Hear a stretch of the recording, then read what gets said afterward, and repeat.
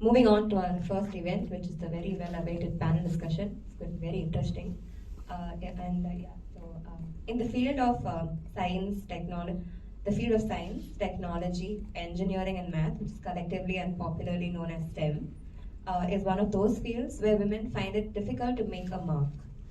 There can be many reasons attributed for this situation, which can be gender bias, stereotypes, unequal access to resources, work-life balance challenges, hostile work environments, to mention a few.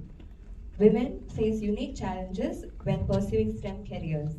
In this context, we are proud to have amongst us women today who have attained distinction in their respective fields. Now I would like to introduce our guests. It's a little long. I couldn't shorten it too much for the guests who have come from outside. So I would first like to... Too many people.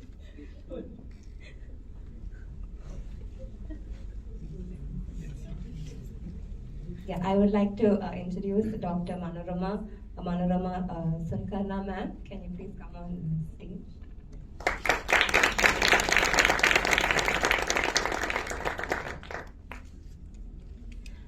Dr. Manorama ma'am. Dr. Manorama, she is currently Chief Scientist at CSIR, Indian Institute of Chemical Technology, Hyderabad.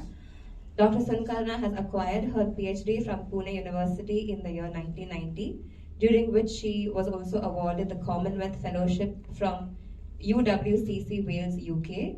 She was also honored with the JSPS Invitation Fellowship from AIST, Nagoya, Japan, in the year 2002. Among her many prestigious accolades, Dr. Sunkara is also a recipient of the Professor Rudolph A. Marcus Award 2016, the Australian Leadership Award 2009, and the CSIR Best Women Scientist Award in both 2005 and in 2008. Her areas of interest includes design and development of nanostructure and hierarchical materials for a range of diverse device applications and synthesis of appropriate functional nanostructured materials and advanced material characterization.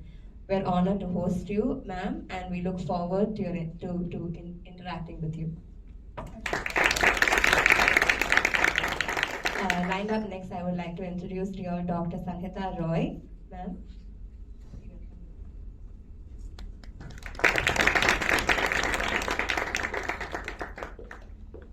Dr. Sanhita Roy is currently designated as a scientist in the Biochemistry Laboratory at LV Prasad Eye Institute.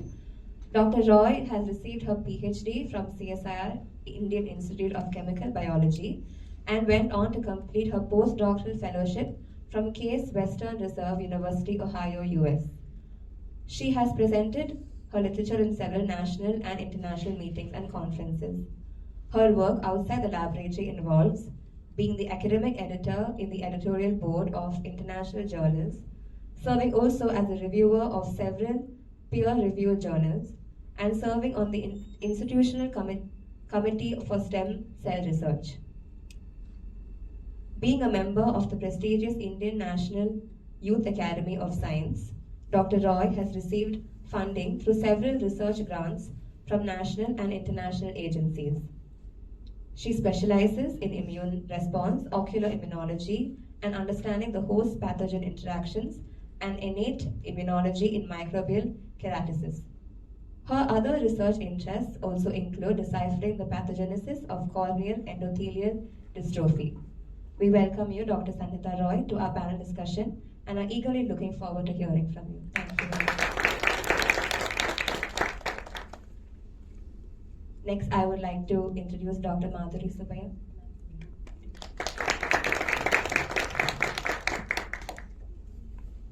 Dr. Madhuri Subbiah received her PhD in molecular virology from the University of Maryland, USA in the year 2010. Dr. Subbiah previously worked as Deputy Manager in Anthem Biosciences Private Limited, Bangalore, before joining National Institute of Animal Biotechnology, where she is currently working as a full-time scientist since her joining in November 2012.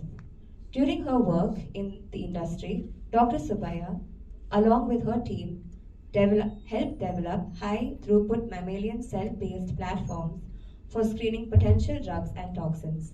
Dr. Subbiah is a veterinarian by profession, and her areas of specialization include viral evasion of host immunity and on-farm rapid diagnostics and novel prevention strategies, among many others.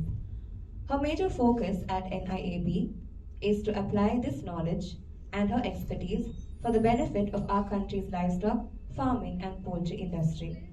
Her many awards and honors include the Basil and Anne Hatziolis Fellow of 2006, multiple travel awards and for poster and oral presentations at the American Society of Virology in the years 2006, 2008, and 2009, and Indian and international patents. It is our pleasure and honor to host you today, and we look forward to interacting with you, Doctor.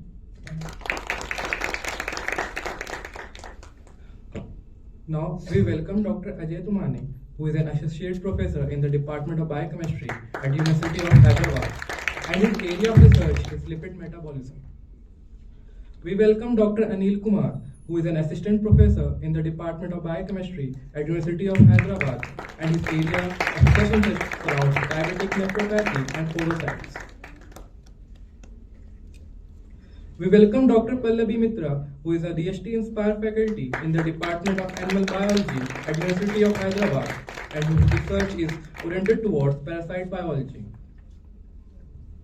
Now we welcome Ms. Gayatri Ramachandran, who is a research scholar in the Department of Biochemistry at University of Hyderabad, and her research interest aligns with genetics.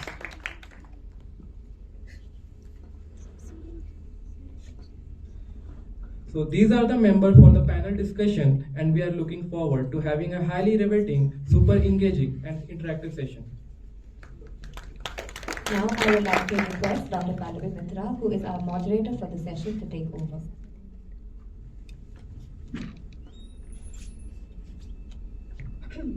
Good evening, everyone. So, this was, I would like to thank the panelists first to really respond positively on a very short notice. We reached out to some of them just yesterday or day before yesterday, and they all said yes, almost in half an hour, and we could, set up a panel for a discussion. The objective of the discussion is actually based on the theme of this year's Inspire Inclusion.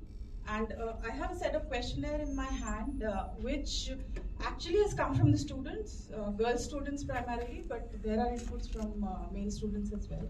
So we are celebrating women in STEM, and there are issues, and the new generation of girls as well as male, they have questions in their mind, and we'll try to answer some of the questions by sharing our experiences here. So I'll just not take much time. So the first question actually that I have is, do we think that women contribute uniquely to the STEM fields? So this will be open to the audience as well, but I'll first go, and this should be directed to the men. So we have flipped the ratio here. When you see the tenure track position and the wall outside, so it's actually flipped. And probably we'll go to Dr. Ajay and then Anil, and then we'll open it up for the audience. Yeah.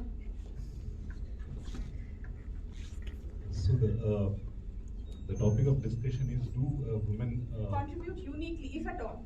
We don't know. Being mentor and being having women colleagues, so you will be able to tell us better. Yeah, they say men are from Mars and women are from Venus, right? So we both are from different planets. Of course, there are differences between the way we think, the way we have been brought up. Respected VC also talked about it, the way the family brings up a male child versus a female child, and that brings a lot of differences. Why I say this is because I have worked in, before coming to academia, I have worked in industry.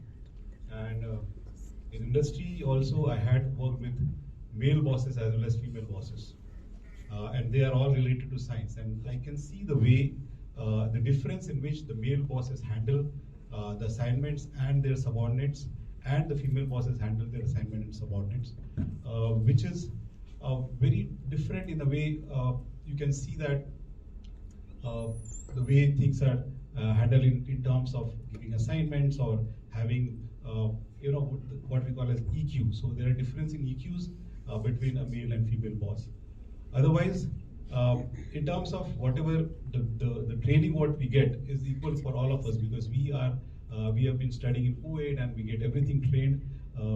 But there are certain differences, yes, there are, but then those differences don't really make much change in terms of the final output. Although maybe there's the way in which the work is done has different ways, the way we reach there, but then finally the output is almost same. So I think based on that, I think the differences are not, there is something unique which is done, but then the way of doing it is a little bit different and unique. That's what I feel. I'll add something. Yeah, I think Gayatri can have that. I have a mic, collar mic, so. But I have some perception of my personal thing. I don't know, but different from Dr. Ajay. I felt that they're emotionally very intelligent than men. Emotionally intelligent. The second thing, my own maybe 11 years working with a couple of professors in my department, and at home also I have a professor at home, right? So I personally felt that they had really some uniqueness to the work they do. For example, the way they segregate the work and the compassion towards students, especially they try to see the positive aspects of the people. See, most of the time when come with a resolution, some kind of conflict management, especially they're very broad. Like a couple of professors sitting in this hall were from my department. I noticed one thing, that they try to excuse if any shortcomings from the students, try to focus mainly on their path. That's one thing mainly I noticed. The second important thing, productivity wise, achievements wise, they master the time management. The equal time I spend, suppose for example, I spend same time in the department, I can only half of the productivity I can bring to the one. So they're very minute to minute calculation. We say men stay longer time in the office, personally with me, but they stay half an hour or 2 hours or less than me, but they're more efficient. So coming to students' perspective, what I have students, but I agree, more or less, but a couple of students whom I tried here, currently what students I have, one of the student is really, she challenges herself, she try to do more innovative than men. That's what I feel. Definitely in STEM, women, in my perspective, they are edge over boy students. That's what my perspective. Thank you, Dr. Anil, for pointing out those unique, really great. So we open this to audience. If BC sir would not mind to share his perspective on the matter, we would really like it. And then we'll go to Krishnaveni ma'am for her opinion on how women, if at all, uniquely contribute. Yes, sir. After sir shares something, we can have that. At a macro level, I find that women are more details oriented. In contrast, men are more big picture oriented. This is the general trend that I have observed, and I think I have read about the same trend spoken by other experts also. Now there may be a basis for it, or may not be a basis for it. Whatever it is, that's a different area. The other observation that I have made, and which is also corroborated by other members of the system, is that at a bigger level, women tend to be more honest than men. That I think is a very big take home that has been undersold in the system. Therefore, they deserve more leadership positions than men, simply based on this trait. If you do data collection, I think this particular description will be borne true. There may be again the basis for that. They are much more aesthetically oriented than men. This also is visible in the society. So keeping all these things together, one could conclude that in science, women contribution will be more unique. Because finally, output in science is driven by these fundamental attributes. So they are very unique. Their contributions in science will be unique based on these attributes, provided we don't hinder their progress. Right? In the natural course of events, they would show these traits and that would impact their science positively. This is my take. Thank you.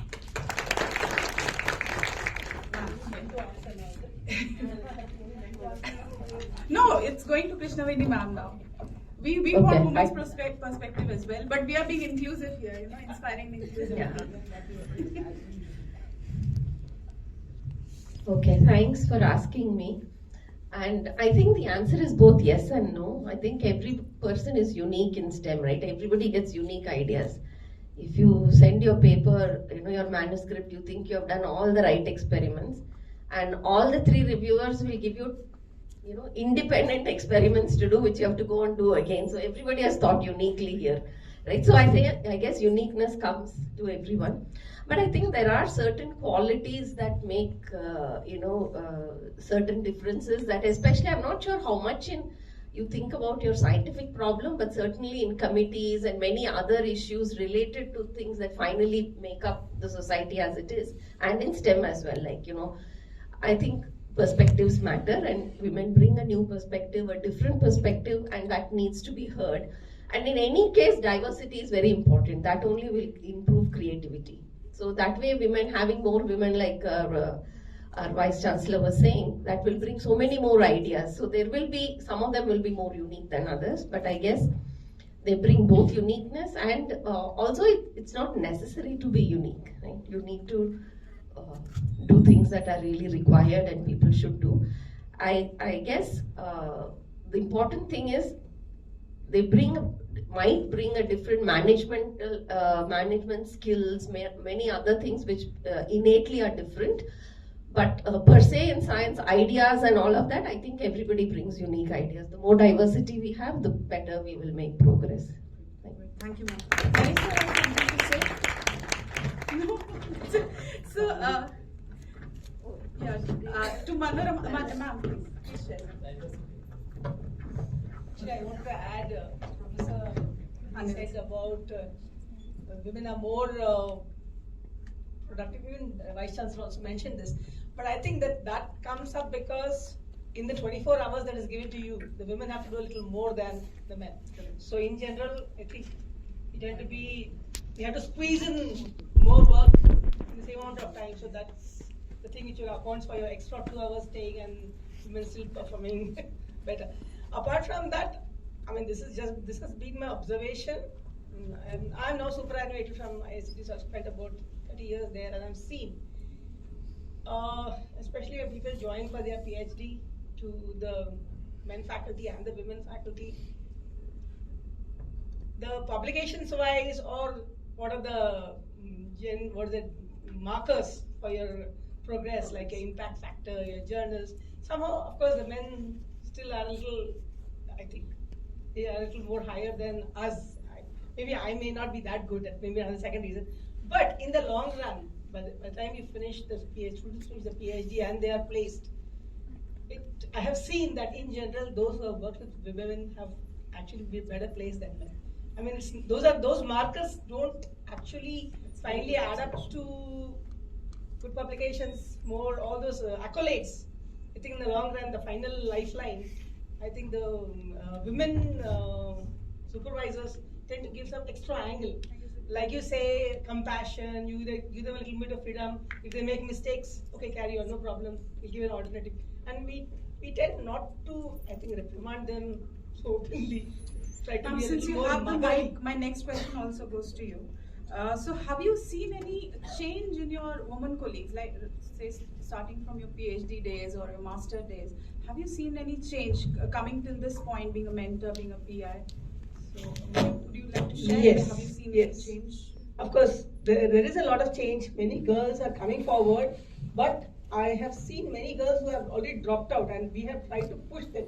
I myself had a first example because I never wanted to do a PhD, first of all. So And coincidentally, all my mentors, right from my teachers, all of them have been women.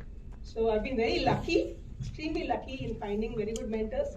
And very nudgingly, slowly, they just subtly tell, no, you do it, don't worry. You don't want to do a PhD, don't do. Okay, you just come to the lab every day. I mean, that's how they just push me. And finally, I did do a PhD, which I was very scared of, because coming from a background where I don't know what's a PhD, I thought PhD is some Nobel science, it's a very high-fi thing. I don't think I can do it. So I told my teacher, no, I can't do it.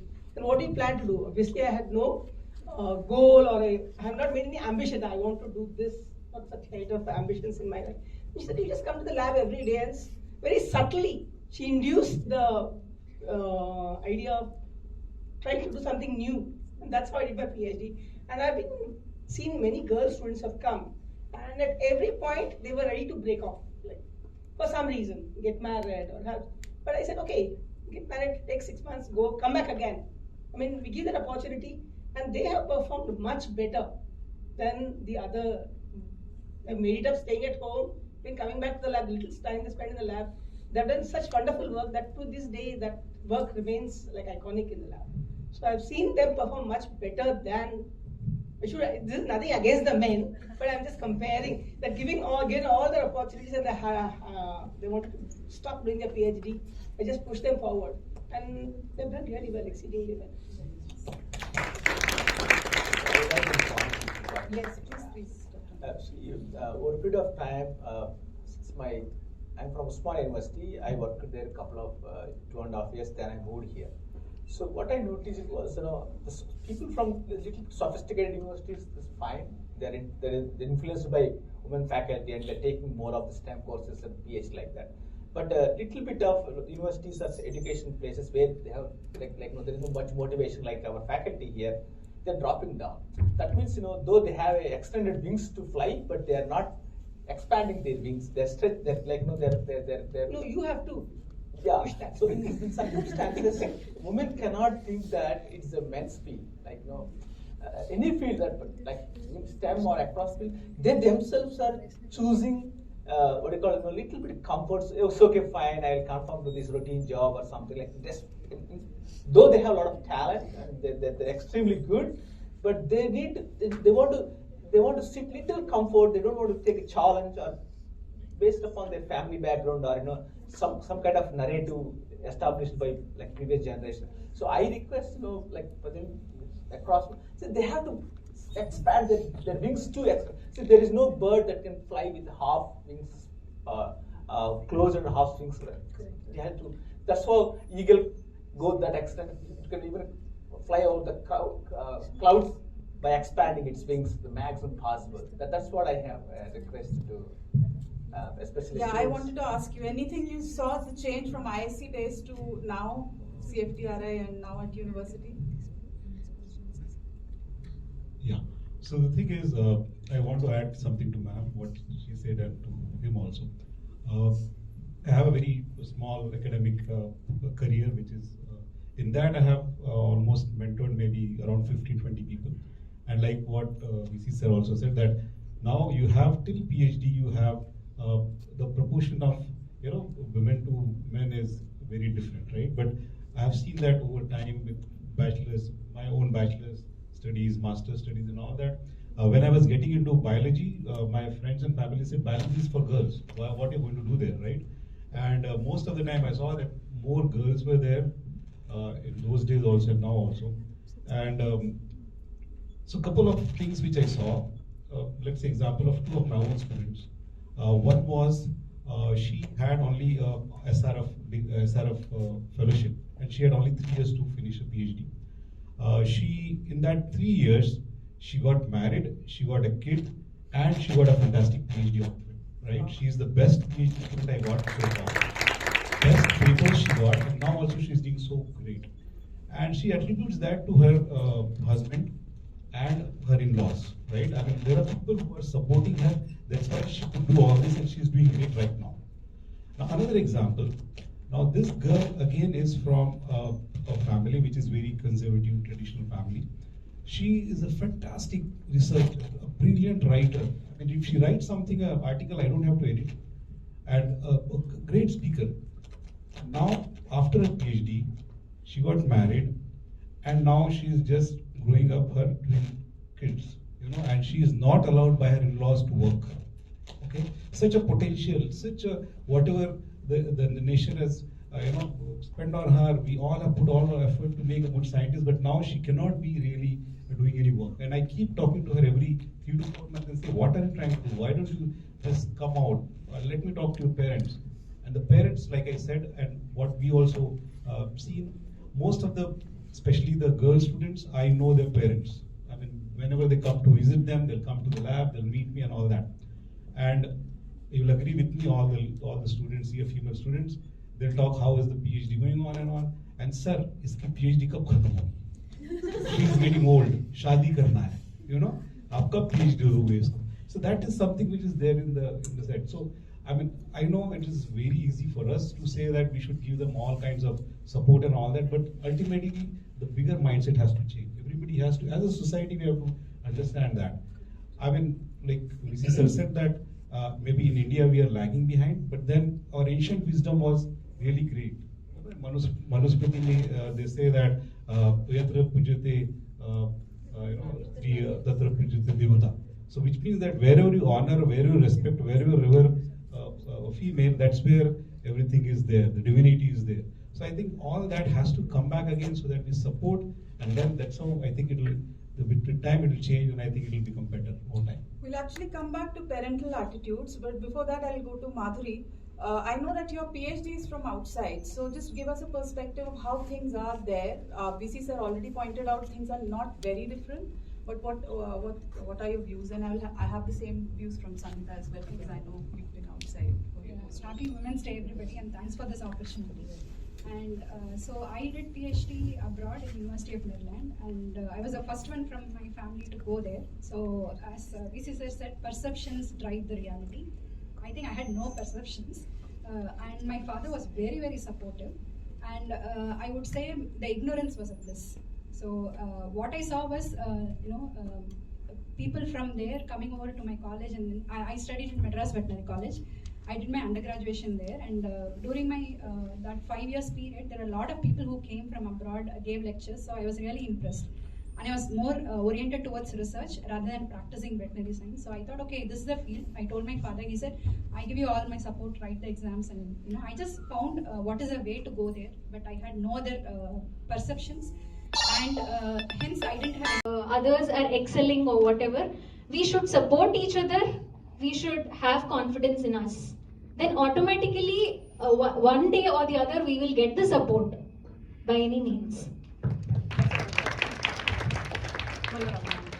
Yeah, I mean, I just wanted to add, she connected with me with one of my students.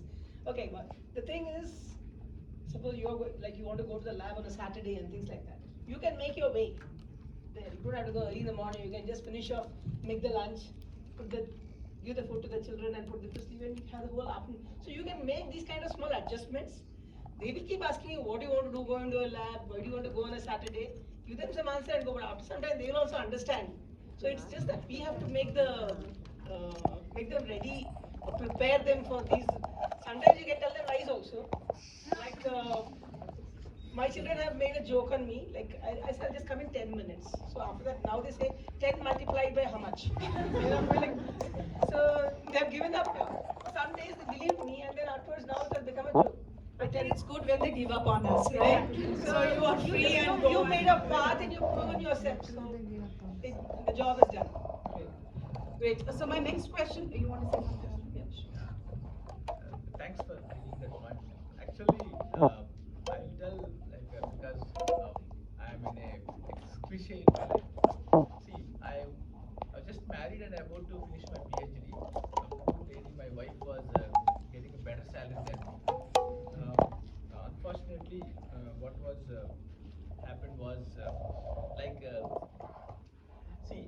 how much sacrifice you people do for husband. Like my first postdoc, somehow I didn't like the work. She got a job in California in a hospital. She moved to the Midwest, Michigan, just to support my second postdoc. But I was such a dump that she was doing PhD in the same institute where I was doing PhD in the first year itself, I said, I have to leave, so can you compromise in your career? So she didn't do PhD for next 5-6 years. Then when returned, then I realized that what kind of man I was. Then she joined for PhD. Whole night she used to. I'm not complimenting my wife. She used to start her work PhD at 8:30 in the night till 2 o'clock in the morning. She works and she comes back. And again, she helps me to come back to this place. The only mildest adjustment what I did was like I used to travel from Tarnaga. Professor Krishnamani knows she gives me ride. More than 50% of days she gave me ride from Tarnaga here. The only one mild adjustment I was doing is just travel for her because she finished her PhD in the great note. So this is what, like, I changed about my wife. Now also I can bring her here somewhere I can stay, but every day I'm going back and coming. So that's what I'm telling, the supportive atmosphere. Though initially you all saying no, though we don't understand, but gradually we'll understand. The society is for you. As you said, you have to have a some kind of courage, or that's what. I want to tell something of uniqueness about our school. In the 25 sub department of biochemistry, only one woman HOD was there, Professor Krishna, and in the SLS was 50 years old almost. We do not had probably one woman dean. That means those days. No, we had. No, Aparna was very transient, sir, transient, for a couple of. Sorry, if at all. What I would like to tell scientists, from the date back in the history of in the university. See, this is what you aspire for something. Please change your desire. Change. That's your aspiration, your dream. That's what. But don't.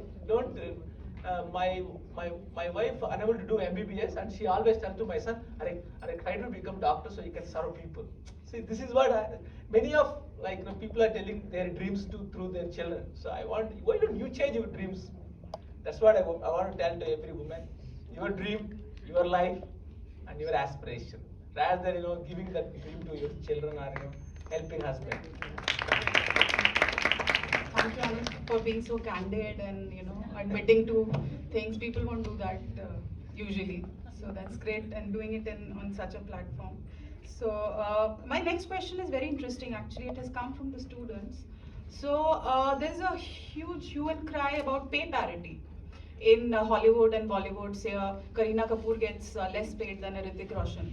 Okay, thankfully in government sector that doesn't happen yet.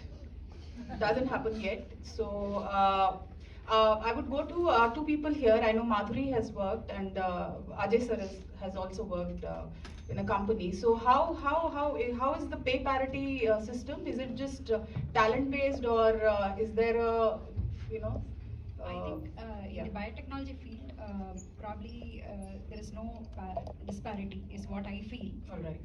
So just a small incident. I had a contact who referred me to this company over here for an interview in Bangalore. So I was doing my PhD when I attended the interview, and this contact over in the company, he was saying that he was canvassing me, and he said, I have been in the company for almost 10 years since you're a fresh PhD who hasn't yet been awarded the degree. You might get around 5 lakhs CTC. That was way back in 2010. So this story happened. So I was told by my friends in the US that ask for at least 10. That is a trend which is going on. So I was little hesitant from 5 to 10. How would I ask? So the interview got over, and then I was put in touch with the HR. So the HR offered me 7. So I was thinking, okay, it's much better than what the other person was saying. So I think it's more on the talent. At least in the biotechnology field, there is no disparity, is what I feel. So, and I did negotiate, and I got a better offer. So, yeah. Sanhita has something to say, and then we'll come to point. Dr. I mean, yes, thankfully the disparity is not there in our field, both in industry. But what I feel as a woman, we many times fall back to negotiate well, which our male colleagues are not shy of, like you said, right? They are not shy of stating a higher number, or more facilities to ask for. We as a woman, always I have seen and heard many stories of friends and peers. We always shy a bit to negotiate and put a greater number. We think, oh, this might not be the right one, and all that. So that again, the onus comes on us as well to not to shy and be considered to sort of give a high pitch in that. That's our normal thing. We don't try to underestimate or undermine ourselves. But then I thought women were good at bargaining. The local market. But you're bargaining for a better pay. But then the thing is, I agree with both of them because whatever experience I have, the industry where I worked 2-3 places, and I think there is no disparity there. In fact, I had some colleagues who were getting really well paid, but at least industry in India, the more experience you have, the more talent you have, you get better paid. So it's proportional to how much you know, what kind of experience you have, what kind of expertise you bring, and how much the company values you, will definitely get a good pay, even better than the male counterpart. So one thing great about our SLS, most of the PMRs, 2/3 of PMRs are women here. We don't want to appreciate them. See, 1/3 are boys, 2/3 are girls. PMR, Prime Minister's Research Fellowships. You can imagine how much productive you are, how much efficient you are. That tells that you are superior. Gayatri, would like to add something to it because I know you're looking out for jobs in the industry. Yeah, so there are two things. One, when Dr. Anil and Dr. Manorama mentioned, and also Charita brought out that we females are generally very self-limiting. We lack self-confidence and imposter syndrome runs high in us. That is one thing. And the other thing which was rightly pointed out by her and as well as by Dr. Sanhita and Ajay, that we do not negotiate our pay raise really well as much as the men do. So there's only one commonality here, why both these instances are happening. I see it from the perspective of the feminine energy versus the masculine energy. So you see that the masculine energy is really aggressive.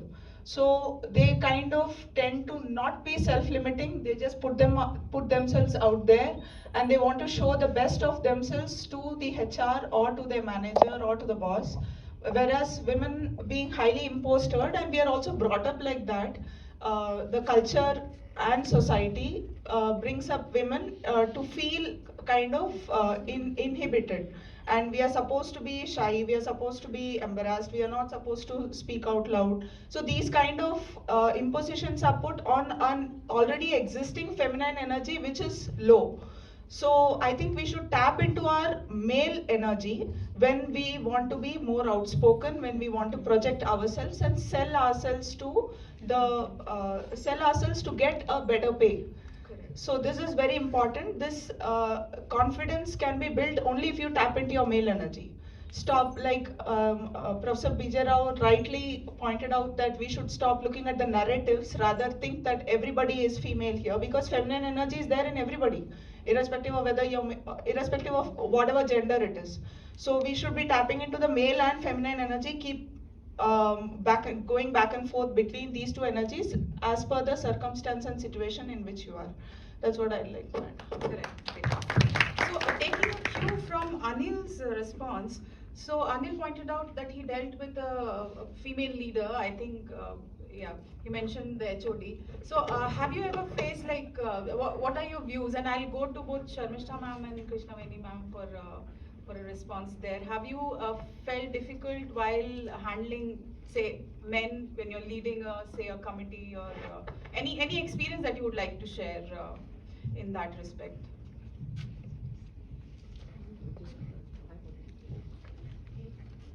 Well, very pointed question.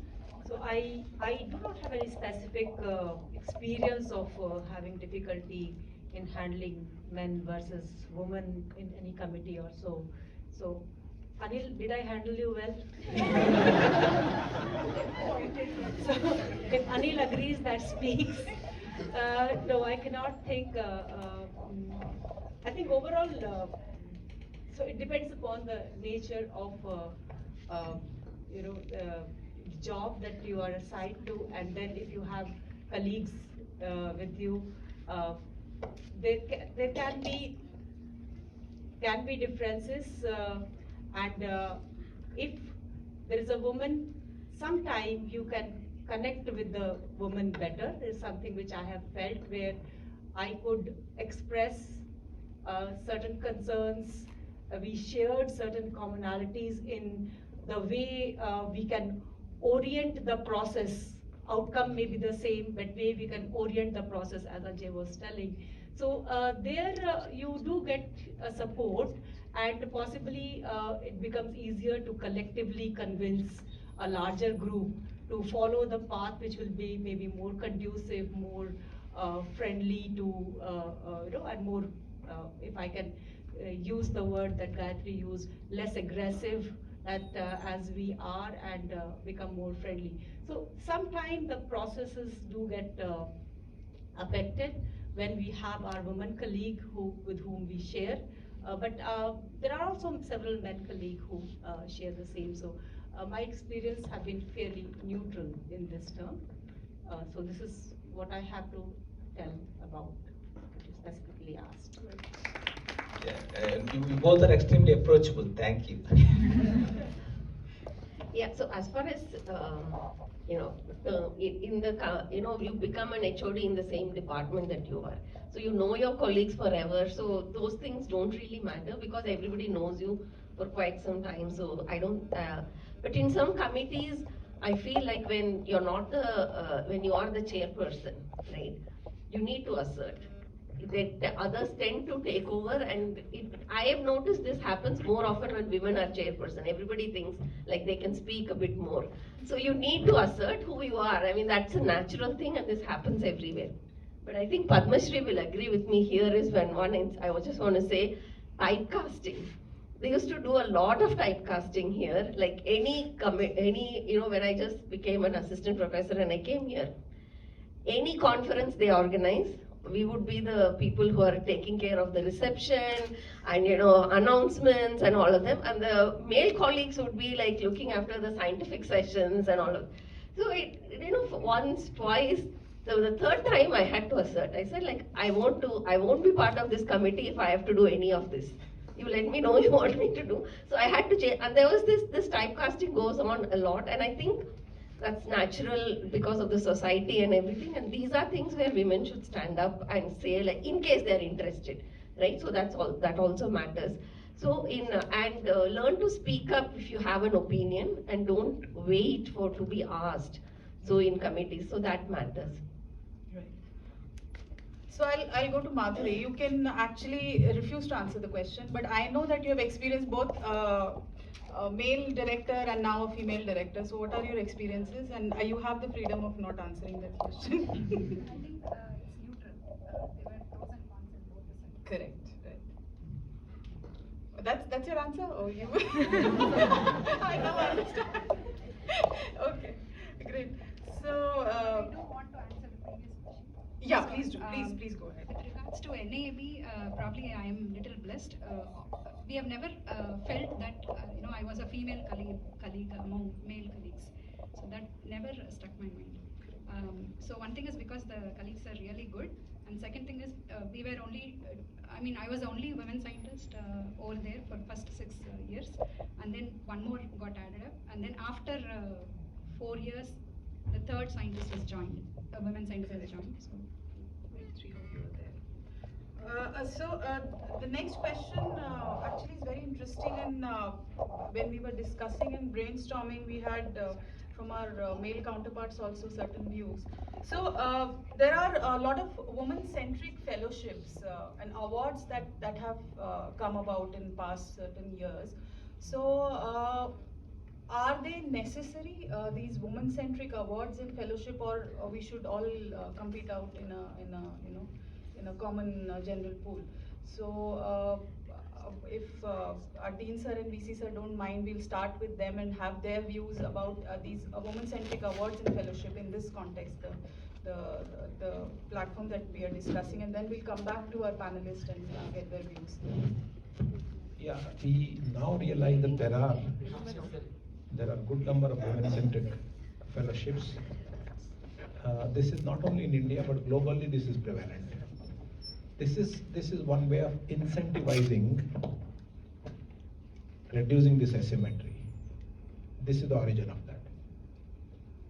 But I must say upfront that the problem is so gigantic, these are just simple drops in the bucket. This kind of small incentives will help, but much more larger reforms are required. That's not happening. So that's one point I want to make. The other point I want to make is that in the larger discussion that we are having, one important issue is getting somewhat sidetracked. And that important issue is to have good number or a large number of role models from women who have made very big hits in their own respective areas. This we don't talk often enough, because this is part of the narrative on the other side. This must be undone, right? If you start undoing this systematically, strategically, this also would help undoing the narrative. So my request to women members and also men members to ensure that role models are publicized from both the sides, more so from women's side, to address the main issue.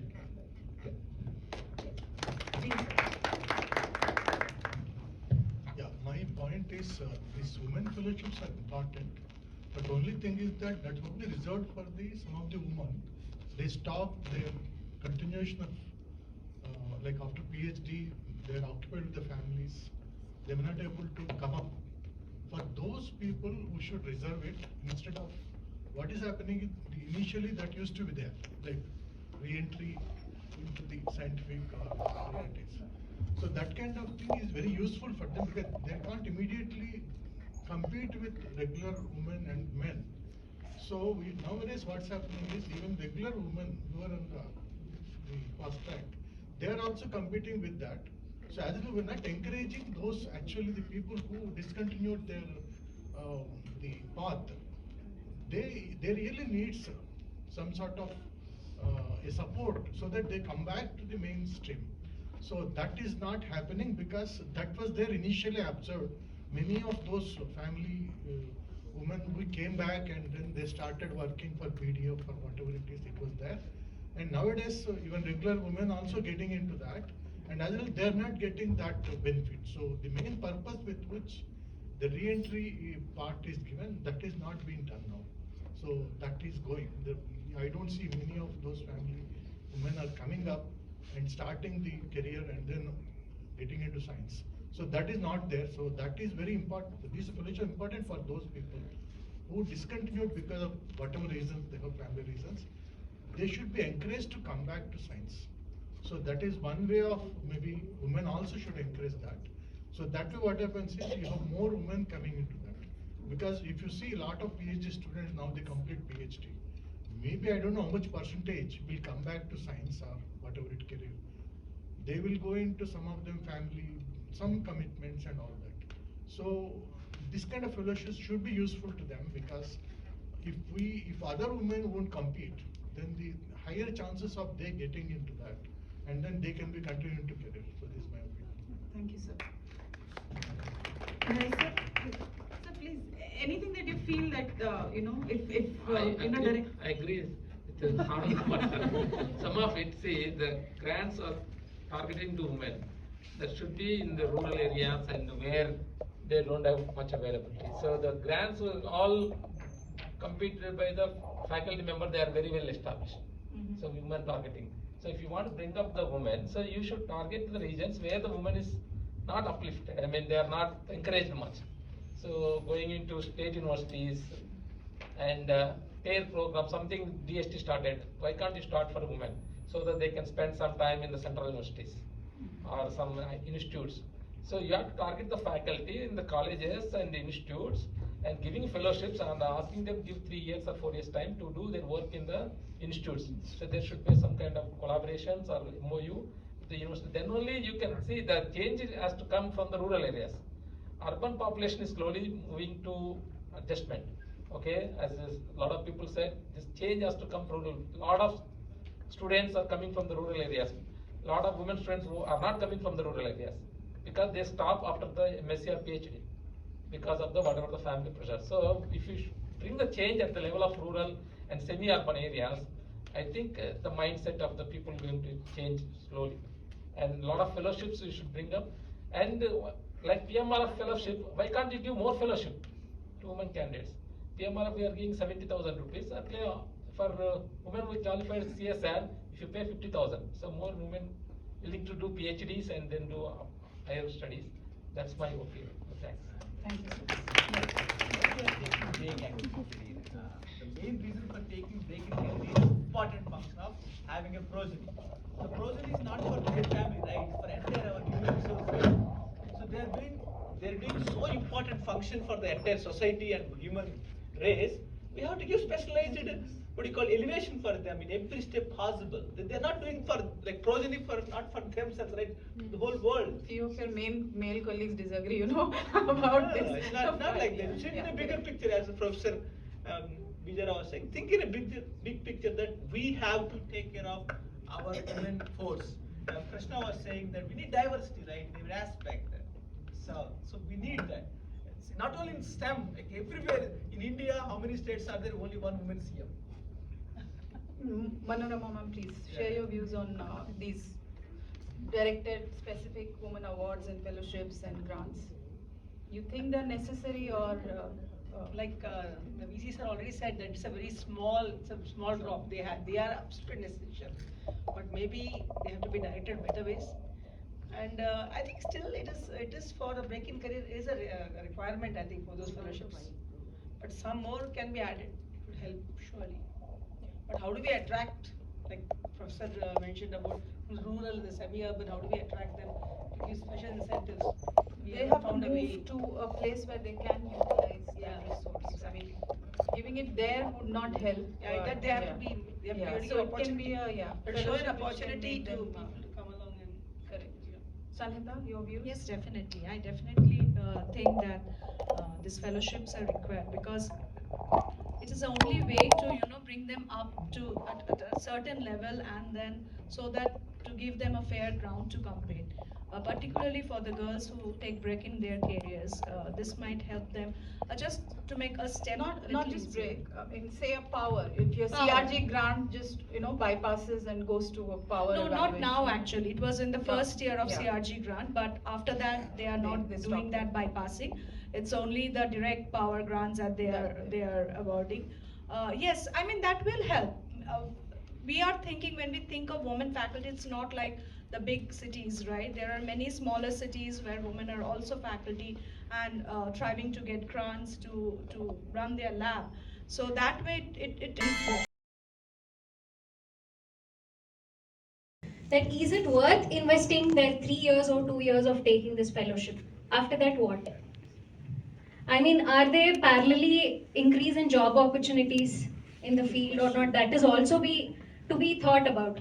Because if they are coming from the rural background, if it is a government job, they are ready to go anywhere, work in a remote area where their job is secure. But if we are supposed to bring in the women from the rural, or even let it be from here also, I see many of my colleagues who don't take up PhD or who don't take up such fellowships just because there is no security. What should I do after that? They are not clear about it. So I feel there should be parallel increase in the job opportunities. And I would like to ask the panel, what is your opinion on this, ma'am? To answer you, the thing is that yes, competition is very high now. That's no doubt.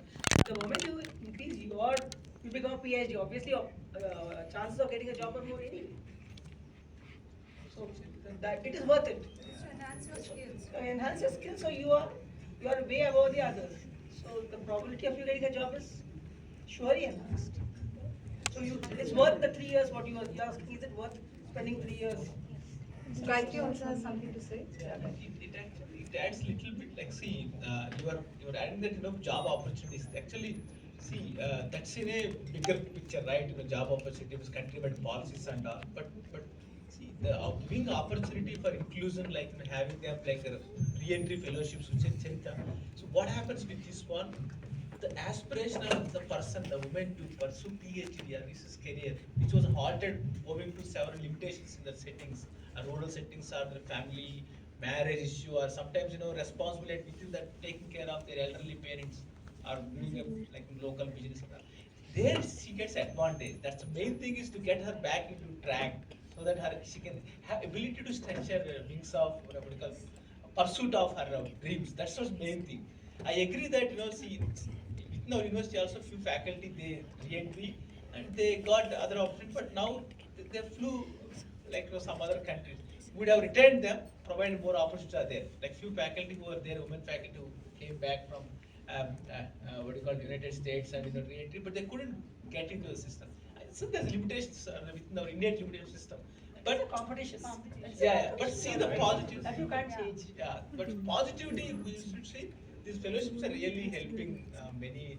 I don't know whether anyone here a women faculty who are re-entry fellowships, but they can share their thoughts. That would be great. Who are like current fellowships who are availing here? That's very interesting. They can tell how much they lifted their confidence or brought them into track again. That's what. So this is great. We are opening this session to questions from the audience, and we have the privilege of having VC sir and Dean sir and senior faculty. So you can direct your question to the panel or any senior faculty member here, and I think they'll be happy to answer. Yeah, I have one question. I wanted to overall when SAR started, Dr. Ajay sir started that. When he started his PhD in biology, people are saying that it is for girls or something. And nowadays also, if you see the ratio of boys to girls, it will be 1:4 or 1:5 in the classrooms. But the question I wanted to ask that is coming from the same point, if any woman is doing after their marriage or something, what is the guarantee for the job? If you see our SLS also, there are in classroom, it's 1:4 boys to girls.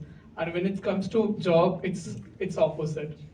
And luckily in PMRF also, in our university, we are having 2:1 or 2 out of 3 people are girls PMRF. But when it goes to the overall picture, we are around 3,700 scholars in the country.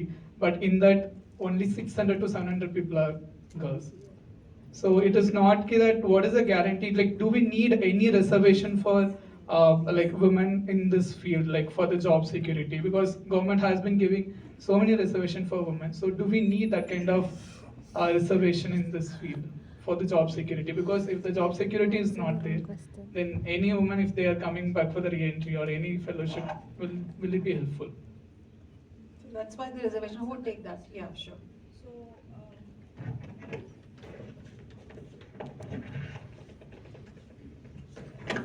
So let's stop thinking about jobs. There's a difference between job and career. So career is like your marathon. Career is like your journey which you craft throughout your life. Job is that one-stop solution which will pay you money. वो tuition लेने से भी आ जाता है. So first we have to change that mindset from having a career versus a job, and then whether I should do a job after a master's or a PhD. That's what was your question, as I understand, if I'm not wrong. So I think you can build your career even after your master's, but a PhD gives you that added edge of bringing out the best and the worst in you. You get to test your boundaries, your limits with a PhD. So it's worth it. The money which you get there is more than worth it. Let's not do it for the money's sake, of But course. he asked why there should be special provisions for the women. I think that's. Do we need any reservation for women especially? Yeah, but making special, I think that's already addressed in the previous question where we talked about fellowships and awards for women. So yeah, we need that. But per se, if I have to address also Charita's question, I would say that you have to keep upskilling yourself as you do your PhD as well. So keep freelancing, keep consulting, keep interning, doing all these things while you do your PhD so that you increase your market potential. You become literally career ready and not job ready. This is what I want I'll add to just one sentence to what Gayatri said. See, it's opened up more job opportunities rather than job security. So choose between job security versus opening up more market for you. I think the issue is bigger here in terms of employment, and not only the girls or females, but then I have seen some guys who have come back as Ramlinga Swami Fellow and stuff like that, and they're struggling for job. I personally know at least a couple of them, and that guy was just looking for job here and there, a very good scientist, but couldn't get anything here. He waited for 45, 46 years of his life, and now he has gone out to get a job. So it's not that only women need something, a reservation for there, but you produce more PhDs, you need more jobs, right? Irrespective whether men or women. So I think that is a bigger picture, we should look at it. I would like to answer your question specifically because it came from the other male party. So I had a very strong upbringing, fantastic facility. So I never realized that people could actually suffer. So I used to fight against reservations. Even in the bus when we traveled, if somebody was getting up and giving me a seat, I wouldn't sit. I would say, no, I can stand. Because I had a very creamy environment. But then what changed my perspective is, physiologically and due to some things, women are different. We are not the weaker section, but we are little different from men. So considering that, and considering what madam was saying, that the career age as well as the marriage age, setting up a family, they overlap. Currently I feel reservations can be given, especially those people who couldn't face the competition because of some family reasons. So one good example was what changed my perspective was I was pregnant. I was 4 months, and I used to travel from. We were housed in first in here University of Hyderabad, and then we shifted to Miapur, the NIAB temporary facility. So from Miapur all the way 10 kilometers I used to drive, and my husband was working in another city, so I was all alone. By 6, when I was traveling back, and that was a time when the Andhra Pradesh and Telangana had just branched out. So traffic police were actually standing there in the Lingampalli junction, trying to catch hold of all the vehicles which had AP28 sign on them. Or I had a Karnataka board, and I had just moved into the city, so they caught hold of me, and my tummy was not showing up because it was only 4 months, but I was literally tired and I had the nausea and other things. But he asked me to step out of the car, and he said, you'll have to pay the registration road tax. And I couldn't cry. I wanted to be very bold, but physiologically I was very weak, and that's when I thought, definitely, some amount of compassion should be shown towards women, and yeah, that changed my perspective. So I support reservation for women, considering the fact that they had missed the opportunity because of family making and things like that. I will just add a couple of lines to it. Along with that, I definitely is needed for the woman to come back into the job and well. I guess similar type of support, whether you term it as reservation or not, is required in the families as well, right? So where you have a PhD qualified someone and you don't allow or let that girl work, should not be the case. So there should be a reverse reservation that, okay, I mean, someone who is qualified and eager to work should go ahead and do that. So that is also required from the family and the society level. Any more questions back there? Yeah, please.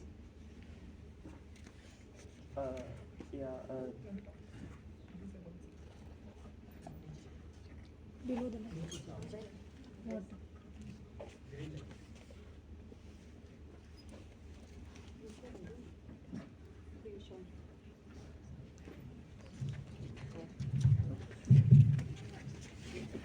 So first of all, really great session. It has been really insightful. I just had a very simple question, and I would like to target it to the women sitting in the panel. I'm really sorry to both of us, but and not just women in the panel, but also in the audience, all the faculty, female faculty members. That we discussed about the major changes that the big changes we want to see in the society to support women more in STEM and in general, like changing the mindset of the society towards being more supportive and all that. But I would like to know that, because I'm very young, I'm just an MSc student. So going forward in life, when I'm like working in a lab or any normal day-to-day circumstances, what are the small things that I could personally, take care of or like keep in mind to be really supportive of the women around me, and like as VC sir said that there are very small discrimination that happens, like all the testing that's done on animals are done on male animals, and also when the Nobel laureate came, he also mentioned that there are very small, minute discriminations, gender discrimination that happens all around. So, like from all of your personal experience, I would like to know that what we as like men, at individual level we could do to be more supportive of the small things that may make people feel that there is some sort of discrimination or injustice happening to us in the place. The statement don't discriminate. Yeah. Pretty cool. I mean, That should not enter your head at all. I mean, the feeling that there is somebody different. No, I'm not saying that. I'm just saying like as like VC sir said, there are like many small things that just gets ignored. So that may be like things that you might have personally faced anyone. So as a student, probably you can treat them equal. And when you get married, please share the duties with your wife. That will really help.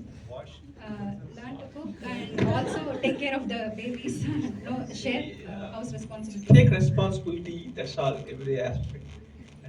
That's it. And as an office colleague, please do not have any prejudice based on the gender. So don't even think you have a female colleague next. Just think you have a colleague over there. That helps. Thank you. Thank you. That's about it. So we can take one more question from the audience. Okay. Bharti, you can go. Okay, we'll take that one. So, as a PhD scholar of my third year, I'm in my third year. So, as I'm getting more into my work, as a girl, I'm asking.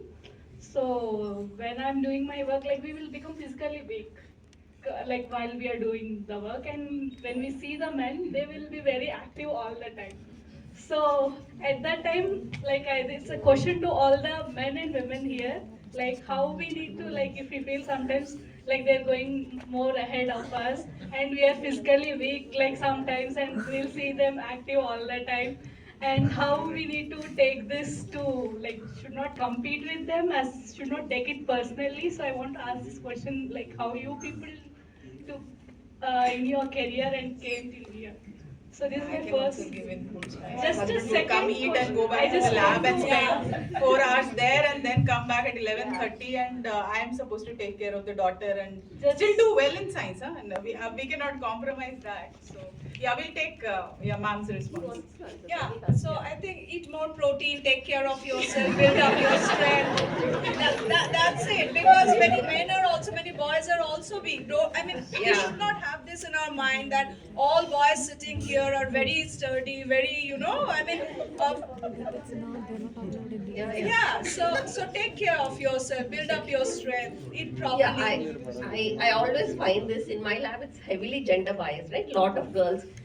Only the boys in my lab go to the gym. I keep telling the girls, why don't you play? Why don't you even take a walk? If you're not going to take care of your physical health, you will not be strong. And that's something you should do on your own. You should exercise, eat well, and then, you'll be just equally strong and you'll probably be able to do much better than them.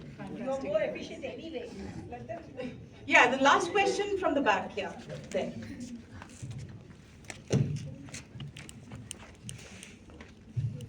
First of all, the talk was really interesting. I was enjoying each conversations. My question is something which is very general. Like some people, around 2 hours back, we had a discussion in our lab itself about Women's Day today itself. So it's like it's a general thing. Some people, it's not like educated or not, postdoc or PDF, whatever. Some people, they will take the advantage of what we are saying. See, I'm a woman. You should not do like this to me. It's like just a thin layer between these, whatever we discussed here, and taking advantage of all these things.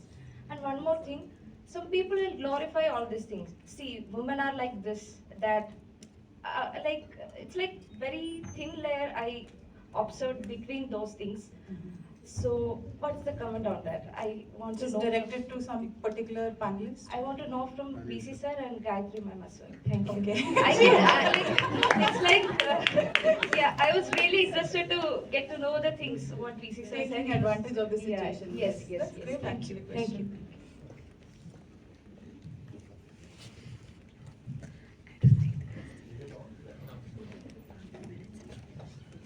a simple, single answer for all these problems. That women have to be a lot more stronger mentally. Whatever is the ecosystem, whether it is changing or not, how fast, how slow, this is not in your control. So family upbringing and your own upbringing, each one of us have our own upbringing. If you strengthen that, that would be the real solution. You know, whether to give reservations or, you know, if you look at the construct, it's a pyramid. We train a lot more students, lot more, components at the base of the pyramid than the jobs that we have. It goes that way. Unemployment is there for male as well as female, right? So if you look at the bigger picture, reservation may or may not be a solution, because there is only some limited size in the pie. And in that pie, already 50-55% is given for reservations. Your real solution is you have to be competitive. You have to gain extra skills. How to do it, it's all your do-it-yourself exercise. So go for a real solution that is more intrinsic, rather than looking for bits and pieces of extrinsic solutions. Bits and pieces will never add up to the size of the problem. This is the only thing I keep repeating. So, you should assume that the world is complicated. You should assume that your neighbor may or may not be good to you. And at the same time, be alert and be strong. This is a general robust solution. Any society this follows it will have less magnitude of this problem.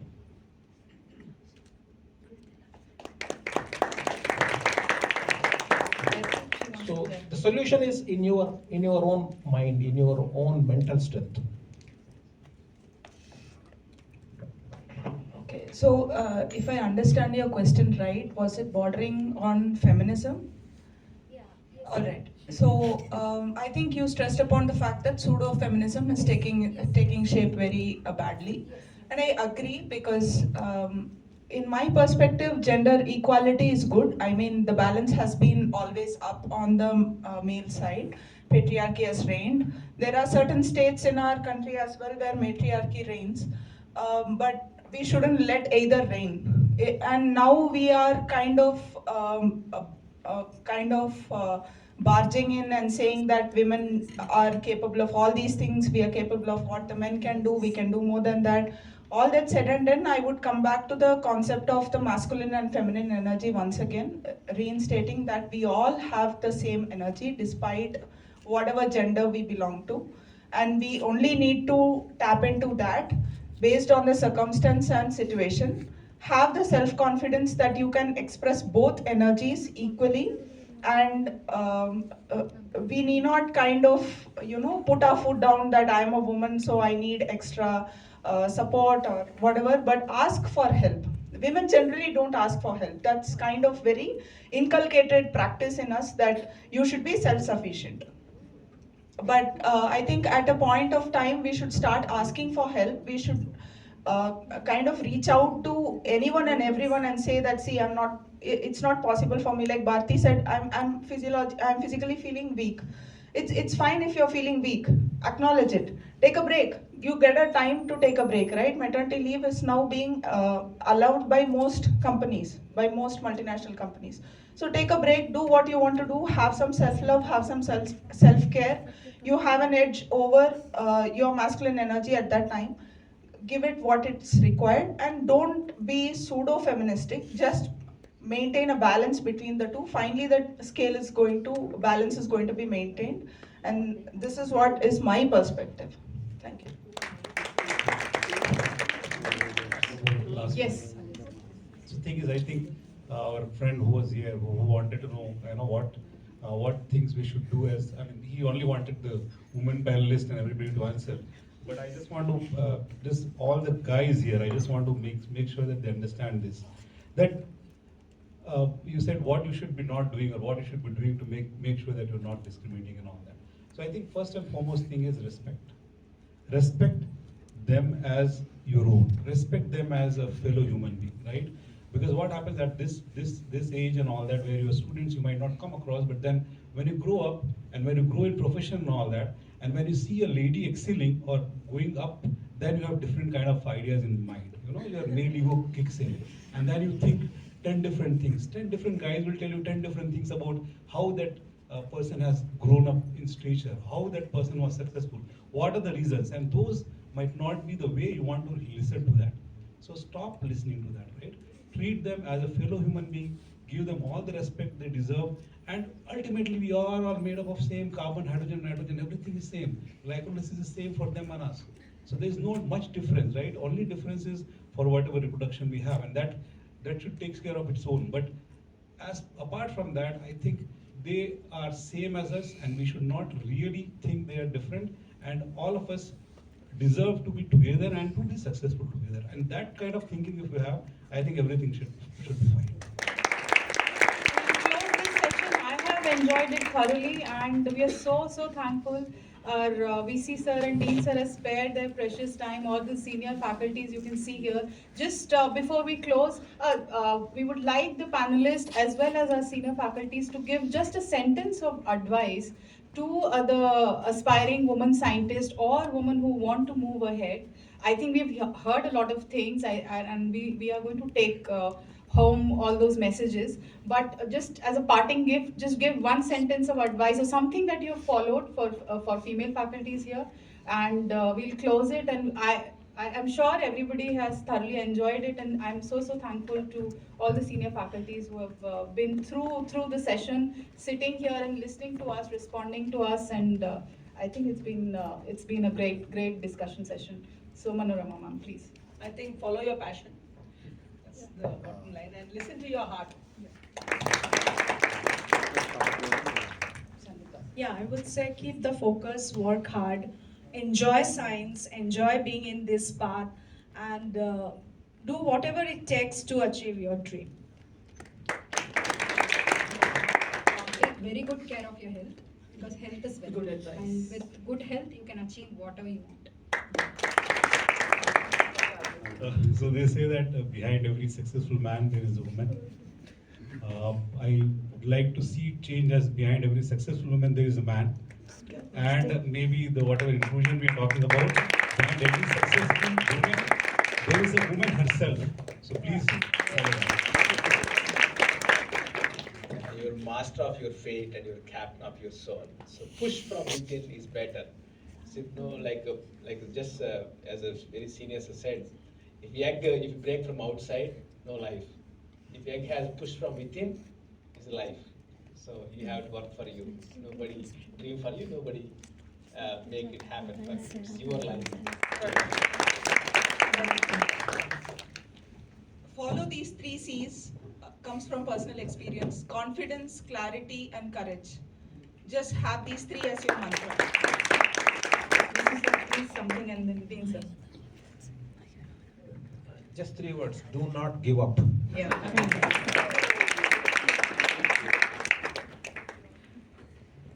Be clear on what you want to do. I think that's very important. Yes. Thank you, sir. Very quickly. Just words of advice. Just 2, 3. Just like we do. Just to the parting people. Respect your colleagues. Yes. Great. Yeah. Please. Something. As Naresh said, follow all the advices given.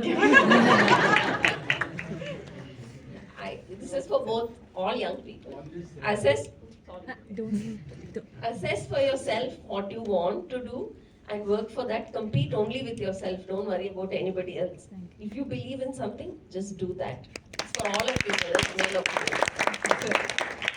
It's nice to have been. Last 2 hours has been very exciting and very informative and very interactive too. Do the right things as what the others have advised, and also on this International Women's Day, it may be good if the government takes an initiative and changes the manpower in the application formats to simply state Human personnel, research personnel or something. This will add on to the. Ma'am, please, some advice. Believe in yourself, don't compare with others. I would second what VC sir said. Never give up. I am following that. I hope everybody follows that. Yeah. Thank you so much for being here. And yeah, Akif sir, please, sir. Sir, any advice is good advice. Please give it to us. As everyone says, have it courage. Courage. One thing I want to explain. Today morning I was reading on English scientist. Her name is Dr.Ajay. She's a crystallographer. And on 34 years of age, she found that she is suffering from the rheumatoid arthritis.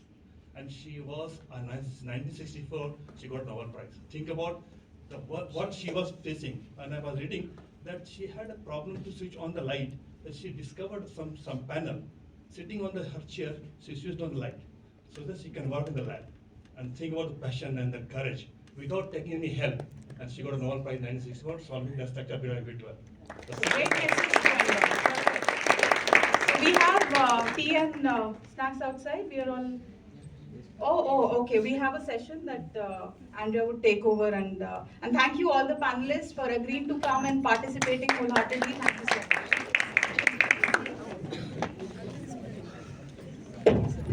We would request VC sir, one more thing. We request you to give mementos to the panelists. So I request you to give a memento to Manorama ma'am, Sanhita ma'am and Madhuri ma'am. And we thank you all for sparing your time and being here with us.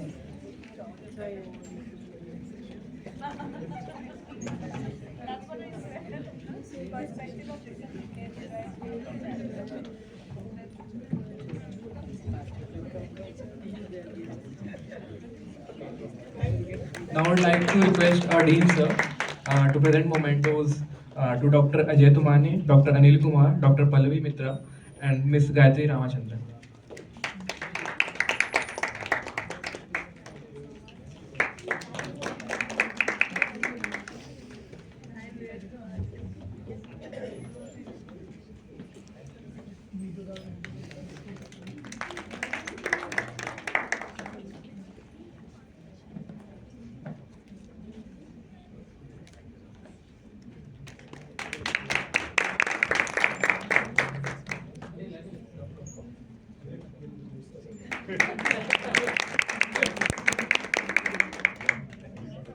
Gayatri.